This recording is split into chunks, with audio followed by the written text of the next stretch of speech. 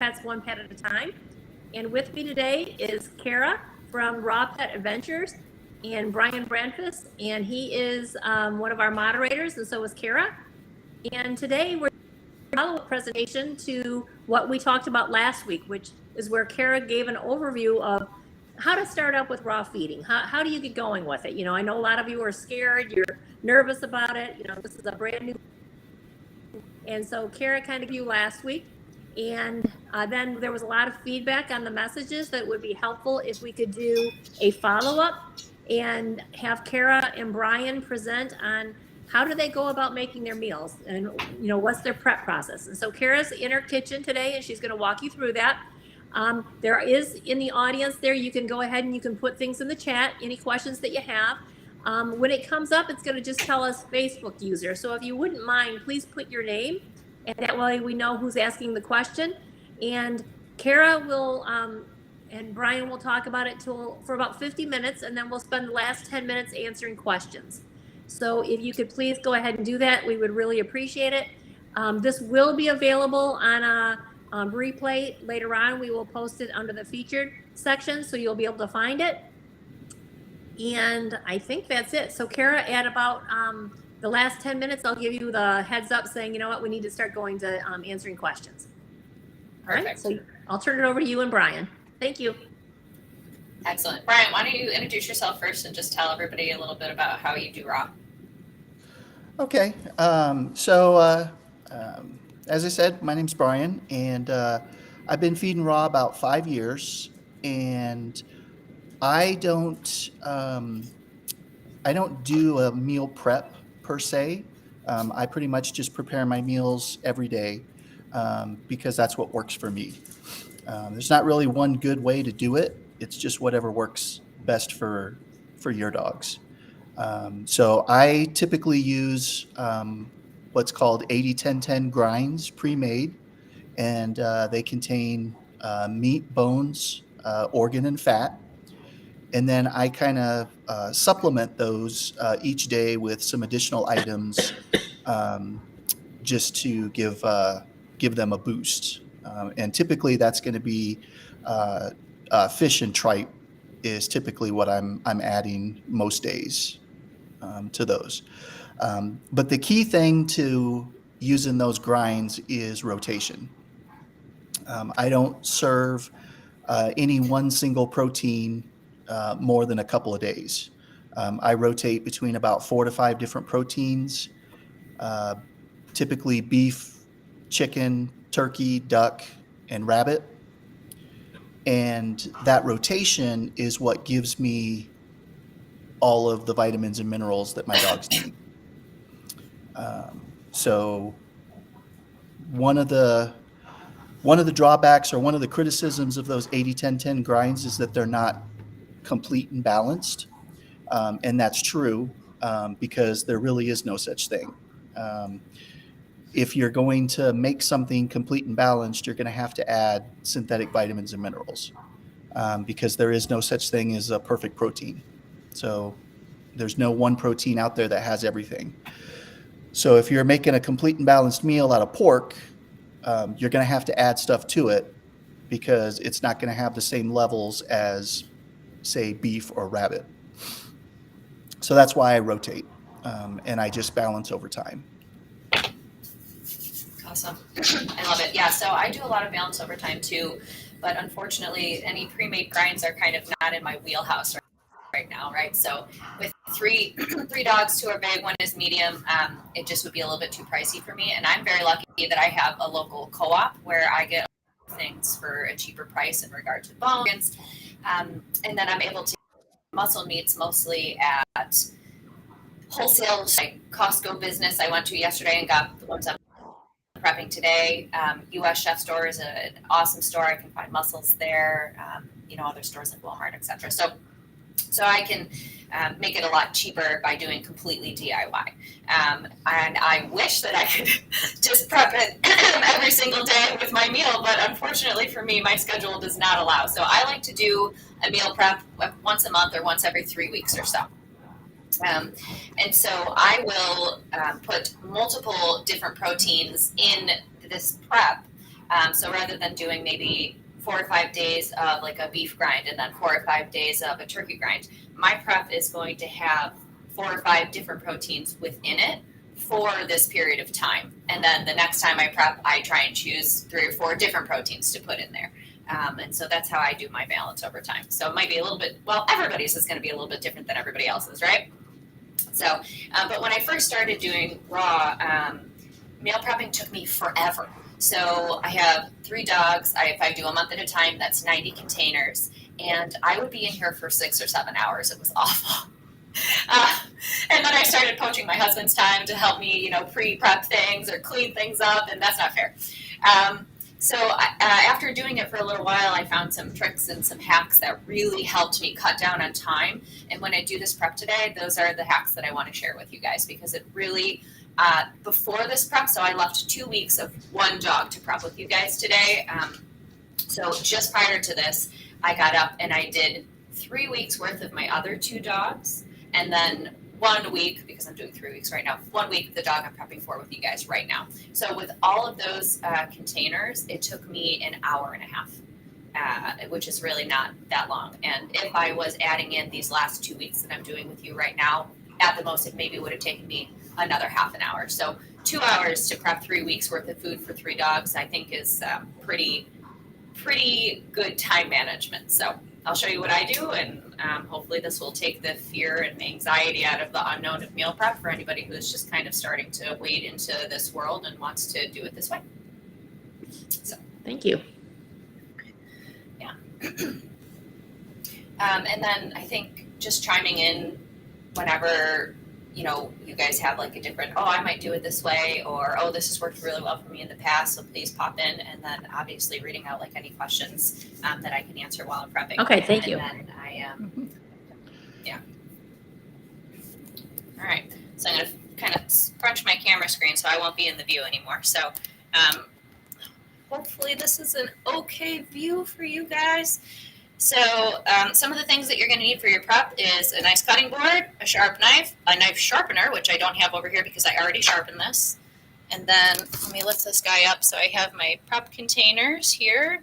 And then I'm not sure if this is going to get in view, but a kitchen scale. There we go. Let's try and get this scale for you guys. Okay, perfect. All right, so when I use my scale, and here's all my weights for everything. So, whoops, come back. So when I use the scale, I use it in 2 different ways. I'll either have a container on here and have it zeroed out, and I will put things into this container to then pick up and move into another container. Or the other way I do it is I actually just grab the container that I am putting the prep in and zero it out. And then I will put things in from there and just add the weight. So that's how I'm actually going to start this prep. So if you can see on here, and I'm not sure if you guys can, but I have 2 different bones for this prep, and I have duck feet and duck necks. And so I'm going to do a week of feet and a week of necks, and here's all of my other ingredients. So I have pork and beef are my 2 muscle meat portions. So we're going to start with the pork and the beef, and that's how I usually start because it's easiest to zero out the scale and put the muscle meat in first because it's usually the largest portion. So the way you zero a scale is you just put your container on top of it, and then for the most part, it'll have you hold it down. So you just hold it down, and then it'll come up, and it will say 0. So Piper's prep today is going to consist of 3 ounces of pork, which I cubed up myself, and then 3 ounces of beef. So I try and keep one hand clean always, and then the other one will be my dirty hand. And you can also use gloves. That's completely fine. So I'm going to pop 3 ounces in here, and I was a little overzealous. So here we go. So now I have 3 ounces of beef in here, and it's actually 3.1 ounces or 3.2 ounces. That's fine. I don't care about 0.1 ounce over. I don't care about 0.1 ounce under. That's completely fine because it's going to balance itself over the 14 containers that I'm going to put this into. So 3 ounces of beef, 3 ounces of pork. You can't see my pork. It's on the other side. So now I'm at 3, and I know 3 plus 3 equals 6. So now I'm going to grab a handful of pork chunks, and I'm going to put them in there, Here we go, 5.6. Let's pop one more in. See, 6.5. That's fine. The next one I'm going to do 5.5, and that's going to give me my average of 6 ounces of muscle meat. For the most part, because these containers are the same weight, they're the exact same containers, I don't need to rebalance every time, or re-zero the scale every time. So that makes it a little bit easier when I'm prepping for all of the other dogs. They have different containers. They're color coded to make it easier for both myself and any house sitters that I have. So if you are, of course, changing the size of your container, then you need to re-zero the scale so that you don't accidentally add too much or not add enough. There we go. So this one's at about 5.5. That makes up for the one that was at about 6.5. And you just do it over and over until you're done. And you really get into the habit of it. It doesn't take too much time. Once you have you get into a groove or you get into the zone, and before you know it, you've done this for 90 containers. So when you guys do your raw, if you're prepping a meal each time at home, how do you do your weighing out of ingredients? So I do the same thing. I use a kitchen scale, and I put their bowl on there and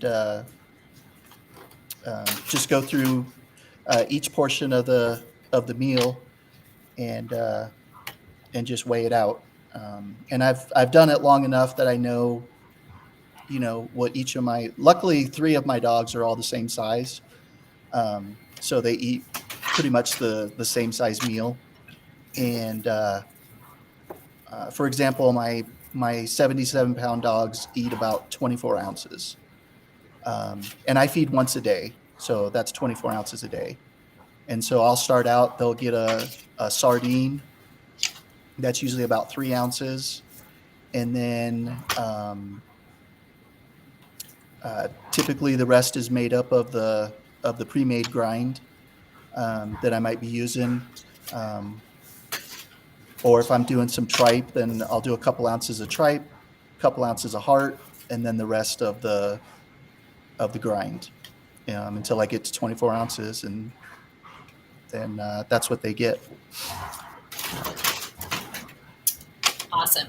And your sardines, so are they cooked or are they raw sardines? They're raw, and they're whole sardines. So they're a little bit larger than the canned sardines that you can get in most grocery stores are perfectly fine. These I just happen to have a good source for whole sardines, and my dogs don't have a problem with them. So that's what I use.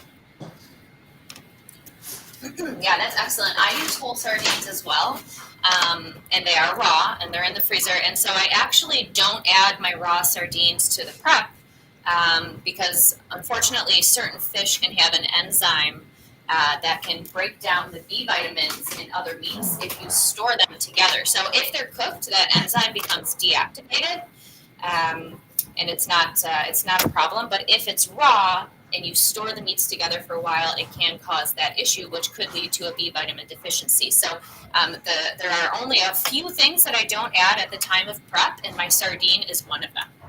Yep.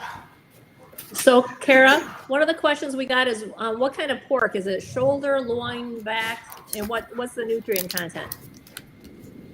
Yeah, so this is pork shoulder, and I got it at Costco Business yesterday, and it came in, so I got 2 giant packages. Each one was about 18 pounds. Pork I really like because it's going to give you, for one, thiamine. So thiamine can be, it's one of the B vitamins, and it can be kind of hard to get enough of it into the diet if you're using only beef or chicken. Chicken is high in other B vitamins, but not always super high in thiamine. So that's why I like to use the pork. And then it also has like a little bit of zinc, your amino acids like usual, some magnesium. Pork bones also are a little bit higher in magnesium, I notice. Excuse me, got It's a phlegm member. So that's why I like to use my pork. And then the beef that I got was also a Costco business, and it came in a long 10-pound chub. And so I wanted to do 85-15, so 15% fat for my beef for this prep. I couldn't find it, but I did find 80-20 and 90-10. So I bought one of each, and I just smushed it all together and made my own 85-15. And beef in particular is very high in zinc, which can be one of the things that tends to actually be deficient in homemade diets. So I do like to incorporate beef whenever I can.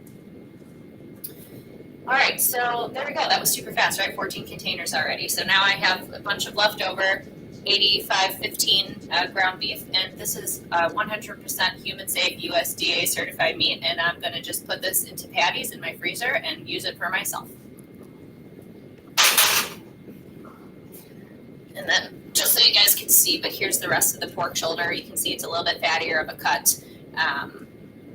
If you need pork on the leaner side, then you would want to go maybe more for a pork loin or pork tenderloin.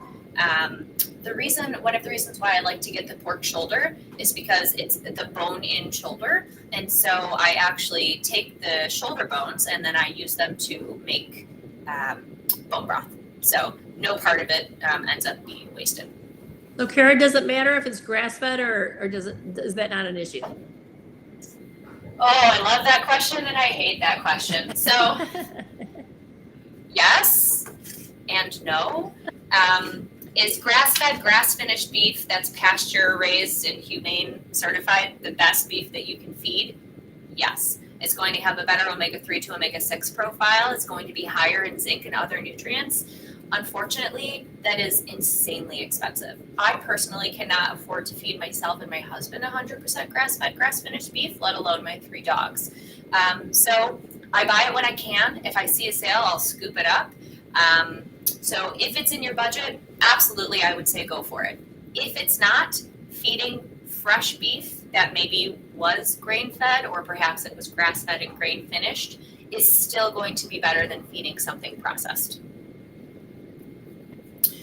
All right, so the next thing that I'm going to put in here are my bones. So my 2 proteins for these 3 weeks of prep were pork and beef, and now my bones are going to be from duck. So here we have duck feet, okay, and then I also have duck necks.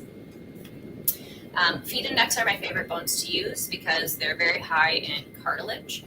Glucosamine chondroitin, which is really excellent for the joints. My 2 large dogs, larger dogs, larger impact on the joints. They can develop arthritis and joint issues. Golden retrievers in particular, I have one, they're prone to hip dysplasia. So I really like to try and use these kinds of bones that are going to be healthy for the joints. My smallest dog, although she's 35 pounds, so not quite as high risk, she's a herding type mix. And so she really missed her mark on life when we did not make her into an agility dog. I've never seen a dog run so fast, and she gallops. I mean, she really pushes herself. So I find that I also want to make sure that I'm using joint preventative things for her as well. So I'll use these types of bones for that, and then also bone broth, green lip mussels, other things like that that are healthy for the joints. Yeah, and I think it's so important to try and do those. I hate the word supplement, but those type of supplements, I really think you should try to always get them from whole food rather than something else that you're adding.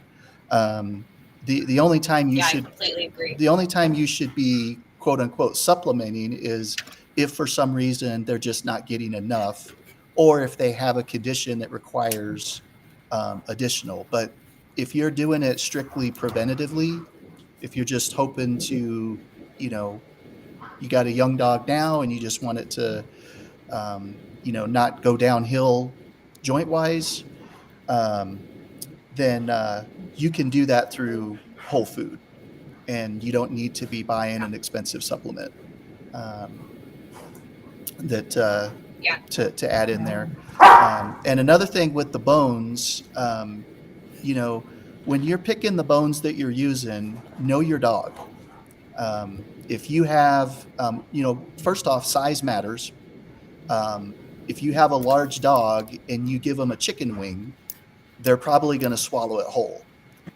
And that's probably going to horrify you.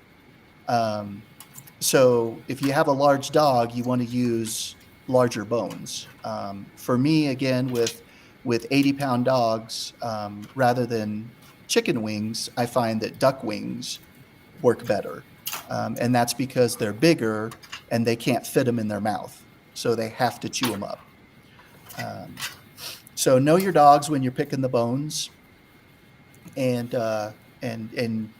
use a size appropriate bone that they're not going to be able to just swallow whole. Yeah, definitely agree. So I want to show you guys what I just did there. So essentially, my duck feet, I popped them here on the scale, and 3 feet weighs about 3.5 ounces. 2 feet weighs about 2.5 ounces. My girl's meal calls for about 3 ounces of duck feet. So I'm not going to chop these feet up or anything crazy like that, although you could if you felt like you really needed to. What I did is I put 3 feet in one day and then 2 feet in the next day. 3 and then 2, 3 and then 2. So she's going to get the total amount, again, balancing over the couple of days. So a little bit more one day, a little bit less the next day, and then that gets you your happy medium of the number that you're looking for. I mentioned that I love necks. One thing I don't love about necks is that they're never the size I want them to be. So she only needs about 2 ounces of a neck as opposed to 3 ounces of a foot, because the necks are going to give you a little bit more of a hefty bone content. So when I weigh these necks, I already pre-portioned these to make it easier, so I'm not fishing any out of a big barrel. But when I weigh these necks, this one's 4.5 pounds. This one is 4.5 pounds. And this one is 4.5 pounds, right? So, of course, you're never going to find a duck neck that is just, I'm so sorry, guys. I meant to say ounces. They're all 4.5 ounces. So you're never going to find a duck neck that is just 2 ounces. Now, you can cut a neck if you really feel like it's necessary. And I'll show you how. Now I'm going to have to get my hand dirty. But if you feel along a neck, and this might gross some people out, but I work in medicine, so it doesn't freak me out. You can feel the vertebrae. And so if you just feel in between where a vertebrae is, and you give it a little slice, and then it's going to break easily. And so now here I am between the 2 vertebrae, and then now I have 2 pieces of neck, and they're each about 2.1 ounces. And so now I can take that, and I can put 1 in each of her containers. For the most part, I'm not going to do that. It's too much effort, and it really increases my prep time. So instead, she'll have 1 day with a neck that is 2 days worth of the amount she needs, and then 1 day off. And then 1 day with a neck that's double the amount, and then 1 day off. And this is just another example of being able to balance over time using a bone so that you don't have to cut it up.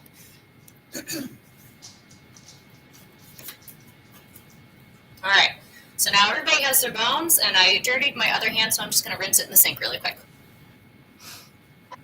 So that's a really good tip with the bones, because it's very hard to find exact measurements that you may need, and I'm very much try to keep this as simple as possible and not overthink it.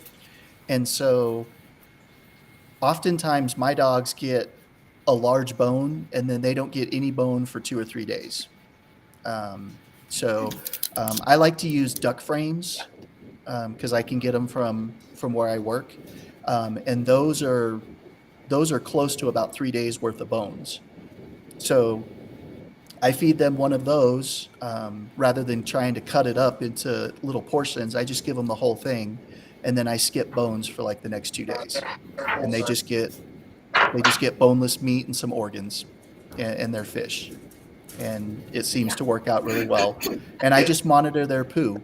If at any point, they were having a problem with their poo, then I may not try to give them that much bone in 1 day. But generally, they're fine. It's maybe a little firm that first day, but it works out fine, and they're okay, and that's what works for me. Yeah, I like to call myself a professional poo patroller. Because I'm always out there looking at their poo, and it's when I talk to my clients and there's questions that I always ask them. And then I get to the end and I like to hit them with the bombshell. My favorite question, how is your dog's poop? And they always laugh at me. But it's important, right? That's what's going to tell you. I think that sometimes monitoring stools can be a little, it's not really like proactive. But that's how you end up starting out, right? Is you're not really sure exactly what ratio is going to work for them. And so you are monitoring the stools. Once you get the hang of it and you're using, kind of similar, because you should switch out your bones, of course. And I do when I can. These are the ones that are most, affordable and available to me. But now I just know, I don't really even need to look at their poo and see, is it too hard? Is it turning white immediately? Is it too black or runny, because I just know what they need. But in the beginning, that's what you're going to be doing. And if you're switching things up and all of a sudden you're adding a frame like I've never done before, or I found a slab of cork grips on sale and I'm going to add those in, and I know that those are a little bit heftier, I will definitely be out there with my glasses on inspecting the yard. So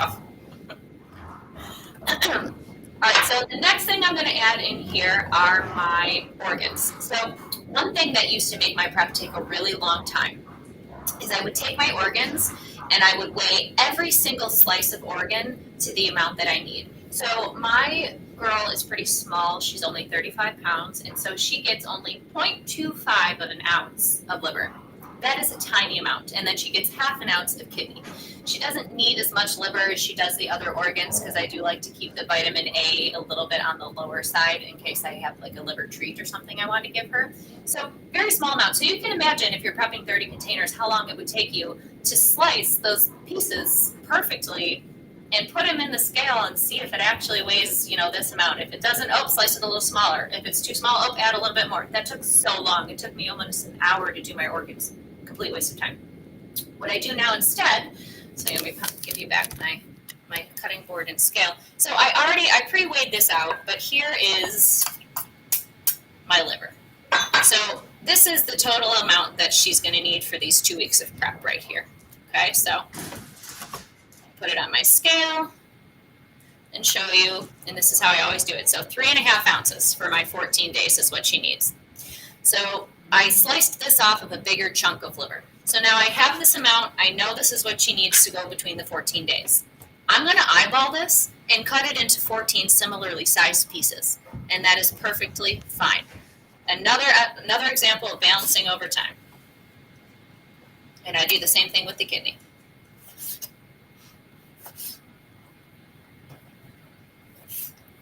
I'm also going to lose track of my count. So 1, 2, 3, 4, 5, 6, 7, 8, 10, 11, 12, 13, 14. There we go. And now I'm going to just put one piece in each container.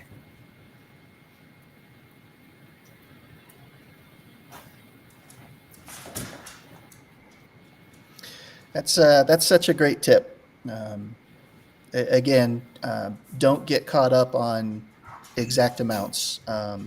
You're not going to break your dog if he gets 2 ounces of liver and he was only supposed to get 1 ounce. Just feed him a little bit less the next day. It's just keep it simple, people. It's as I like to say, it's not rocket science. If it was, we'd all be in trouble. Because I never took physics in school. So, Someone's saying that they can't. Someone's saying that they can't hear it, but they can't hear what I'm saying. But other people are on, so they must have their audio turned off or something. Yeah, can maybe a couple people chime in and just let us know that the volume is still going? I did see a question here. Somebody was asking about when they're first starting out, whether they should just introduce one protein at a time. I'm not sure what you think about that, Kara, but for me, I think that it's generally a good idea until you get your dog transitioned to just do one protein at a time, maybe 2. And that just makes it easier if your dog's going to have an issue with something. You'll be able to kind of figure out what it is. If you're giving them 5 or 6 different proteins and then they start itching or something like that, you're not going to know what might be causing the problem. So I generally recommend when I start customers out, I usually tell them to pick 2 proteins, usually beef and turkey, because they seem to be the ones that most dogs can handle. And I'll feed those for a couple weeks, and then after that I'll slowly start adding in another one each week until we've added in everything that we want to feed. Yeah, I completely agree. You know, it's hard. I know people they get nervous, right? They're like, oh no, I stopped in this balance, kibble or whatever it is, and now I'm going to feed them fresh food. And what if I hurt them because I only give them beef for 3 days, right? Or I only give them, beef in a chicken foot for a week. They're going to be fine. It's better to introduce it slow, get their system used to real food, and watch and see how they react, and make sure that they perhaps don't have a sensitivity to that food, which generally comes from underlying damage to the gut. So a lot of dogs transitioning off kibble, you actually are going to see some symptoms because they may have some leaky gut or some gut damage or yeast overgrowth, etc., from being on a processed food for so long. The body also needs to readjust to eating real food. When you feed kibble for a long time, there's a lot of vegetable and carbohydrate matter in there. And so their stomach pH actually changes to become more alkaline to be able to better digest those things. Whereas a raw-fed dog needs a very acidic gut. And so they need a little bit of time, no longer introducing that carbohydrate matter, for the stomach to begin producing more gastric acid so that they can optimally digest those bones or optimally digest that raw meat. And so you may even see a little bit of stomach upset from that. So I agree, doing just one protein at a time and adding it in slowly is a great idea. When I transition my clients, I usually have them do it slowly over 1 or 2 weeks by adding one ingredient of the meal at a time every couple of days, watching stools, watching for itching, watching for vomiting, etc. All right, so what do we have next here? So we'll do the vegetables next. So I actually have been trying to add a little bit more vegetable matter into the dog's diet for fiber. They're not huge fans of fur, although I do give them fur treats every once in a while. So veggies are where we get our fiber from. So here's my delicious looking veggie mix here. And this consists of steamed broccoli, spinach, and asparagus, and some shiitake mushrooms that I got from my local farmer's market. And she needs 2 ounces of vegetables. So I pre-weighed this, so you'll have to just believe me because I'm not going to show you. But in order to figure out how much that was and also make it easy to scoop it into the container, I took my 1/4 of a cup empty, and I put it on my scale and zeroed it out. And then I scooped up my food, 1/4 of a cup, and weighed it again, and that was 2 ounces. So she gets 2 ounces and the boys get 4 ounces, so she gets 1/4 of a cup and the boys get 1/2 of a cup. And now I'm going to just put a 1/4 of a cup into every one of her containers.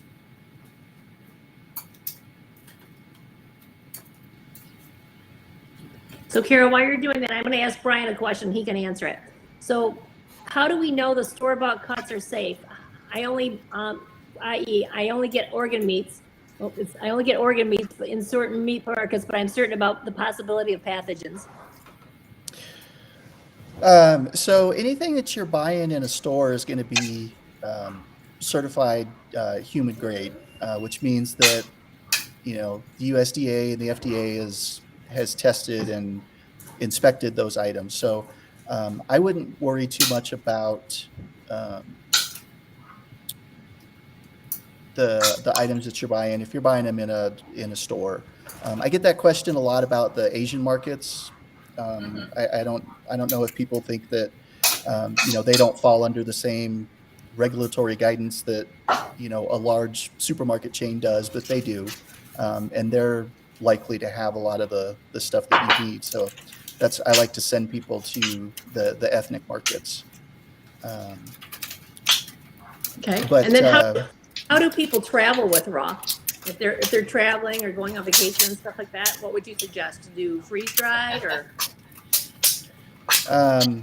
Freeze dried is a good option. You can, You can do the prep like Kara's doing and put it in a cooler if if you have the room for something like that. I'm going to let Kara answer that question because she travels quite a bit, and I sure do. she's kind of the expert on feeding dogs while traveling. She's Thank got you. some really good tips. Yeah, we go off-roading a lot. My husband and I have Jeeps, so we pack the dogs into the back of the Jeep, and then we go out to East Chahunga, where nothing is, in camp. So I'll bring usually a day or two at most of the prepped meals that I have. We don't have a ton of cooler space because most of the space in the car or in the Jeeps is going to be taken up by like camping equipment, tools, and stuff in case there's breakdowns. So I don't have a lot of room for their prepped meals. So I will alternate between different brands of freeze-dried or air-dried or dehydrated.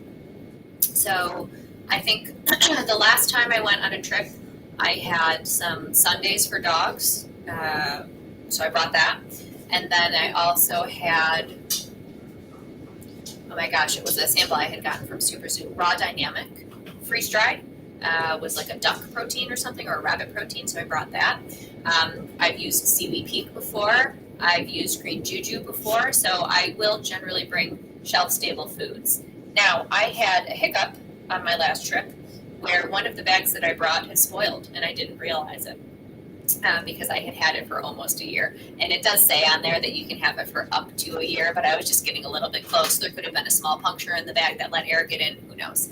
And so I actually was like 2 days minus food for them. You really can just go to a grocery store and grab a package of ground beef and feed it to them for a day. They're going to enjoy it. They're going to enjoy no matter what, and they were fine. And it's fine that was nowhere near balanced for a day until we got home, so you can just improvise if something like that happens. But for the most part, I do try my best to be prepared. We had a lot of hiccups on that trip, actually, so it's one that I learned from for sure. All right, so let's get down in here. So the next thing I'm going to add are my oysters and mussels. So I ended up getting these oysters from the Asian market yesterday, 99 Ranch. And these are actually pretty big oysters. They were on sale, so $1 off. So this is a 10-ounce container, and it was $7. And there is about 7 ounces of oysters in here. So 3 ounces of water, 7 ounces of oyster. So that comes out to be about $14 a pound, in case anybody wants the math. Oysters are the most expensive thing I feed. But I feed so little that it's not a huge drain on the savings. So I know, because I already pre-weighed this out, that I have a total of 14 ounces of oysters in here. And she's getting 1 ounce per day. So I'm just going to break this into 14 pieces, and I'm going to put it in her containers. And then the reason I use oysters is because they're a good source of zinc, but then they have a little bit of copper, a little bit of magnesium, a little bit of manganese, so those trace nutrients. But my blue mussels here, which I get from U.S. Chef Store for a very good price, $5 a pound, these are the best source of manganese for me and my dogs. I don't use tripe. I've tried it before. My dogs just don't tolerate it well. I think it's a really great ingredient, but it just doesn't work for my household. So I use these instead for manganese. And because Piper is so small, she only needs 0.25 of an ounce, which is really going to equate to perhaps 1.5 blue mussels per day. And please do not confuse blue mussels with green-lipped mussels. Blue mussels have a much higher manganese count than green-lipped mussels. So these can be used to fulfill manganese requirements, but green-lipped mussels really are more for like joint supplementation. Yeah, and just to remind everybody, Kara's located in California, so when she's mentioning prices, her prices are probably higher than a lot of the places in the rest of the United States. So it's all relative. That might not be the case for oysters, and I just say that because for the most part, it might be perhaps $1 cheaper at most. But the oysters that I get, so this was a one time, I've never bought these before, but I normally get canned oysters either from Walmart or on Amazon. and it's about the same price throughout the country. It's about $2.80 per can, which in the end you get only about 5 ounces of oysters per can. So it still comes out to be about, well, now I can't do math. So 5, 10, 15, so 3, 6, 9. So actually, yeah, a little bit less, maybe closer to like $9 or $10 a pound. Okay. Yeah. All right, so let's see. Do I have 14 pieces of oyster here? No, I have 1, 2, 3, 4, 5, 6, 7, 8. I'm just gonna cut the ones that look the biggest. So Kara, just a time check. We've got 20 minutes left. Perfect. We're almost done. So we got 1, 2, 3, 4, 5, 6, 7, 8. And Kara, you feed your dogs how many times a day? Twice? 12, 13, 14. No, I actually feed them only once a day. I really like intermittent fasting. It's great for humans. It's great for dogs. I actually do it myself. I only eat for 8 hours of the day. At least I try to. Sometimes I get naughty and I snack at nighttime. But I eat between the hours usually of 10 and 6 or 12 and 8. And that's usually what I do for the dogs as well.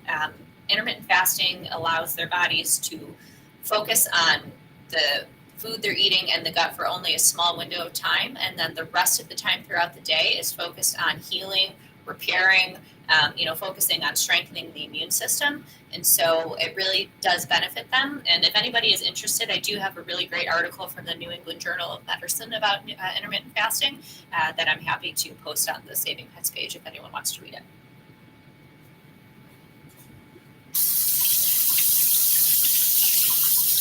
Okay, so Carol or Brian, what do you recommend for a tummy that is upset when switching diets from kibble to, so many members are struggling with this. I know one of the things we recommend is slippery elm, activated charcoal can help with that, but bone broth, what other things do you guys recommend? So when I transition a dog, I'm a big fan of the fast transition. So for example, if we're taking a dog off kibble and we're going to raw, I completely cut out the kibble. I fast the dog for usually 24 hours, and then I start in with the raw. And I just deal with any of the digestive upsets, such as the diarrhea or with typically diarrhea, soft stool. Obviously, if it's chronic or bloody or something like that, then we look at different options. But typically, it's just going to be soft stool, and I just deal with that. I think the slow transition drags everything out, and I just try to get the dog through it as quick as possible. Slippery elm is something I have added that in. With some raw food to kind of help firm those poops up, and it does work. It does help. I also find that digestive enzymes mixed in with the raw helps the transition process as well. And one of my favorite products that I suggest to people switching raw is Healthy Gut from Adored Beast. That is it's a probiotic, and it adds in a digestive enzyme. And for all the dogs that I've transitioned, it's always allowed a pretty smooth transition. And I used to volunteer for a local rescue, and I fostered, and I would feed my foster dogs raw, and I would transition them. And what I described with the fasting, and then just diving in with the raw mixed with the Healthy Gut, I had no problems with any of my dogs. They all transitioned within a couple of days, and we're doing fine after that. Okay. Yeah, and somebody said that pumpkin would be good to help with transition, and as long as it's a canned pumpkin and it's not a pumpkin pie filling or something like that helps bind them up as well. Yep. Yeah. And it's actually really easy to make your own pumpkin puree for anybody who's feeling adventurous. Yeah. So I've done it before, and I have some stored in my freezer. in case it's on hand if I ever need it. And I just, I find that easier. I just make it in bulk and then just pop it in the freezer. So. Yep. Sweet. Yeah. All right. So and the last thing transitioning. Sorry, Brian. Go ahead. Oh, I was just going to say, somebody had commented about, being dog dependent, and transitioning is true. I mean, what I described works for me and the dogs that I've done. It may not work for your dog, and if that's the case, then just adjust. I mean, every dog is different, and you just kind of have to know your dog.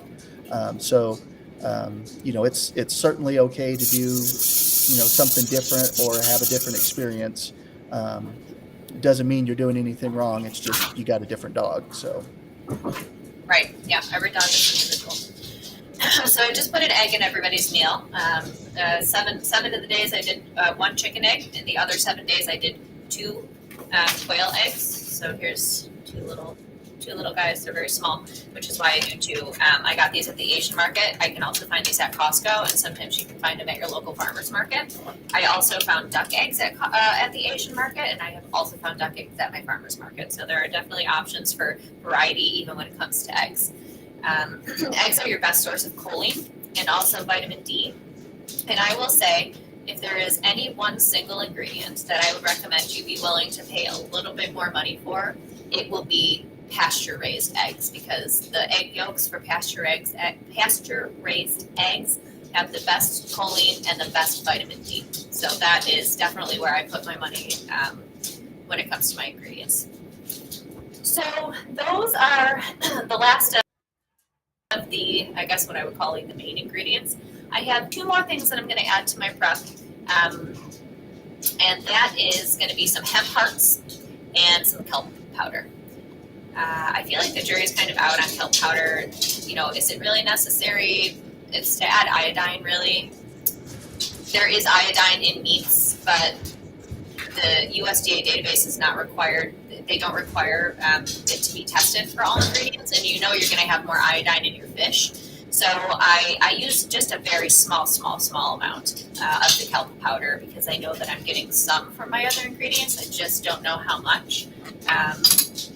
The brand that I have here today is the Now kelp powder, which I like to rotate. I've used the Phytosynergy from Adored Beast, and even if I'm giving the soil and seed probiotic that they have, which by the way is on sale right now, I won't use this. So I do, even within things like this, try and rotate brands. It's important. There's a Irish kelp, brown kelp that I think is on Dr. Connor Brady's Dogs First IE website.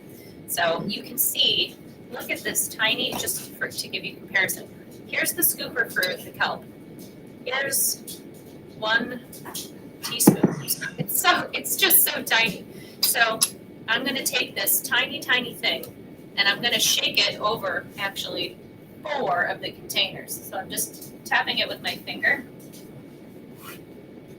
to get that amount in there. And it's just such a minuscule amount, but it makes me feel a little bit better, making sure that they're getting the iodine that they need, because dogs can be prone to hypothyroidism. And there we go. That's my kelp. And then Kara, we're 10 minutes away. Oh, perfect, because we're about done. So here it is, the last of the ingredients. Here's a teaspoon of hemp hearts, and I split that between, so it's really a half a teaspoon for each container. And then I'm done. And then the only thing that I add at mealtime is my 1 frozen sardine, and that is 2 ounces of sardine on average. So here's our beautiful prep. Let's take a look at it. See if you can even see it. There we go. It's gorgeous. So Kara, how long will ground eggshells last if you put them in the fridge? Oh boy, you know what? I'm so sorry. I don't know. I've never used ground eggshells myself, so I'm not sure. Okay. Well, your meals look beautiful. Okay, so why don't we go through and start doing the questions? All right. Okay, so somebody talks about that they feed once a day like you do. Okay.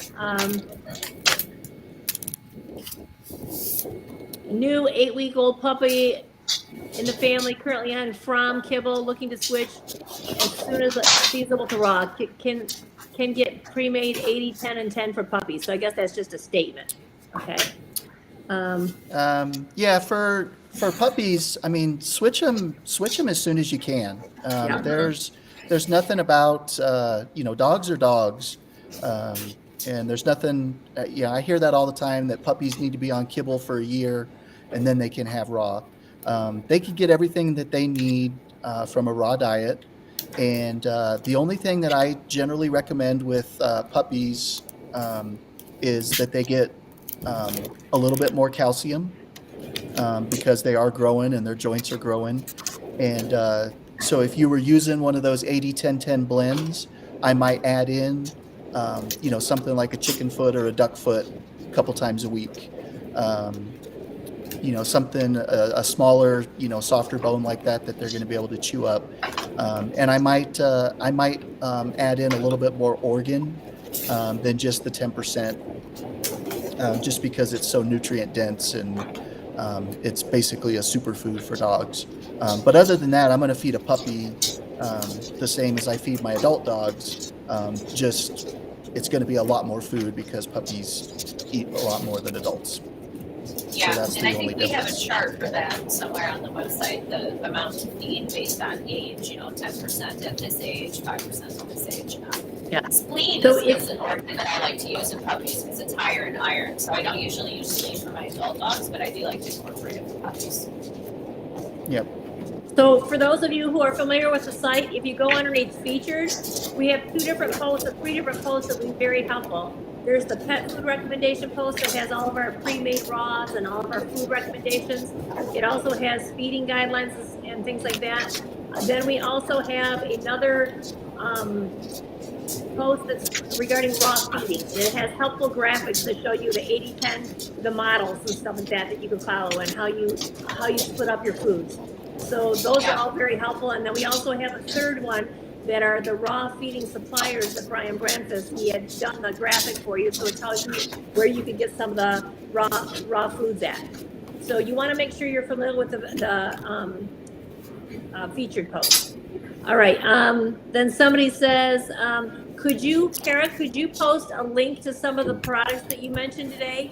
Like maybe do a post that just says, here's where I get some of the things. Obviously, adored beef. Absolutely.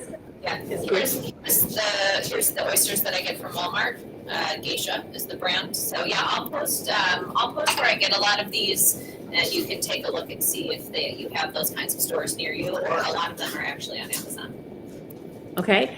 Here's another question. My Ellie Mae has always had an issue with raw and even cooked bones. No choking issues, but afterwards a vomiting issue. I heard something about having bones grinded. Is that an option? Yeah, you could grind the bones. You want to figure out why she's vomiting though. Is it because she's eating them too fast? Is it because maybe they need to be fed alone? Some dogs can't optimally break down the bone if they eat it with too much other food. So sometimes it can be a good idea to actually feed the bones separately by a few hours so that the stomach acid can focus on really breaking down and digesting that bone matter. So I would definitely look into why she might be throwing up from it. And if you don't think it's from either of those reasons, hello, I see your bone. Then yes, you could definitely use a meat grinder and grind up the bones. We've got a new moderator. Okay, and then Kara, somebody wants to clarify, you do freeze those meals you just made, right? So you put them in the freezer. I do. Yeah, so I only have them in the refrigerator I wonder if I can even show you, because it'll be easier. So I put everything in the freezer, except I have 4 days worth of food in the fridge at a time. My fridge is really packed right now, so it might be hard to see. But the way it works down here, I'll have 4 days worth in here, and I always take the leftmost container when I feed it. So I pull it out because that one's been in there the longest. So I pull this container out, I take the rest, I slide them down, and then I take one from the freezer and I put it in this spot, and I'm just constantly going in a circle, because when I take this one out of the freezer, it takes about 3 days to fully thaw in the refrigerator, so that on the 4th day it's completely thawed for them to eat. So that is what works best for me. Okay, all right. And then somebody said that they heard that chicken often causes problems for pets. Yeah, that's because there's so much chicken in kibble. A lot of times what happens is when you're feeding a food, a processed food, and it's causing some damage to the gut, leaky gut syndrome perhaps, the proteins leak out of the gut lining larger than they should. So really, the protein should be broken down all the way down to the amino acid level, which is the smallest level, before it travels through these tight junctions in the gut lining into the bloodstream to be used for building muscle and other things like that. When you develop leaky gut, these junctions get wider, and it allows things that are larger than normal to slip through, and then your body sees that as an invader, and it will attack. And then every time you feed it, you get this sensitivity reaction, and it can get worse and worse. And chicken is the #1 most used protein in pet food. And so I think that's why we see so many chicken allergies. My golden retriever had a chicken allergy when he was on kibble years ago. And when I got him on raw and I healed his gut, I reintroduced chicken, and he can eat it with absolutely no problem. So it's about getting off of the processed food if that's happening, healing the gut, and then you can usually reintroduce that protein in a fresh whole food form, and it will no longer be a problem. Okay, I'm going to take 2 more. Go ahead, Brian. No, I was just going to say it's often an issue with the quality of the protein as well. The chicken protein that's in kibble is not the same as a pasture raised chicken that you may find that's part of a commercial raw or even your raw diet. So my experience has been the same with customers who have said that their dog had a chicken allergy, and after we've transitioned them to raw, they fed raw for a while, and they've had a chance to heal that gut. They're able to do raw chicken just fine. Yeah. So if that's the case with your dog, I would strongly suggest that you look at healing the gut, getting them off the processed food, and then you can probably reintroduce it at a later date and be just fine. Okay, well, at the risk of, I think that I don't want this to just turn itself off without us wrapping up. So I guess if we won't take any more questions, just because we're running out of time, I just wanted to remind everybody. So the featured tab is very, very helpful, and this replay will be available under the featured tab. You also want to scroll over or scroll down, and you want to look at all of the posts that are in the featured tab. There's the pet food recommendation post, there's the raw feeding post, there's recipes. So if you want to home cook for your dog or cat, there's recipes. There's one on synthetic vitamins. There's Brian did a wonderful post on raw feeding suppliers. So and the albums, Kelly. Doxy put them in the albums too. So if you find that a little easier to navigate, if you scroll over to the albums, it's just like photographs, and it's all separated by type, and you can go through and click through all of the graphics. So that will also be helpful. Yeah, that's been there for 5 years. So you go to media and you go to albums, and Doxy added more to them. So so those are 2 areas. But if you want to actually read the post, you have to go to the feature to see the post. So just the graphics will be under media. So please go ahead and take a look at those.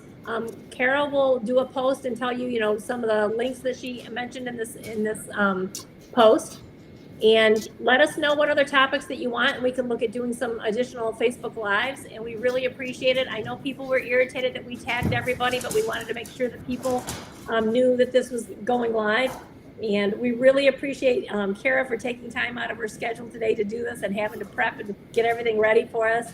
And Brian, your posts are just amazing. When you post, you're so informative. We really appreciate everything that you do.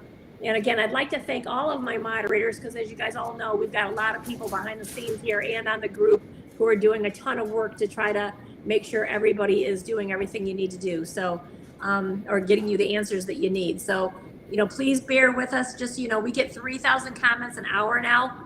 So it's not possible for us to follow up on everything and answer every single question. We're doing the best we can.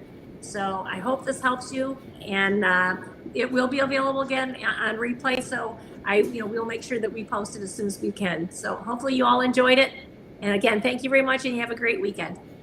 Yeah. Thanks, everybody. Thanks, guys. Thanks. Thank you. All right.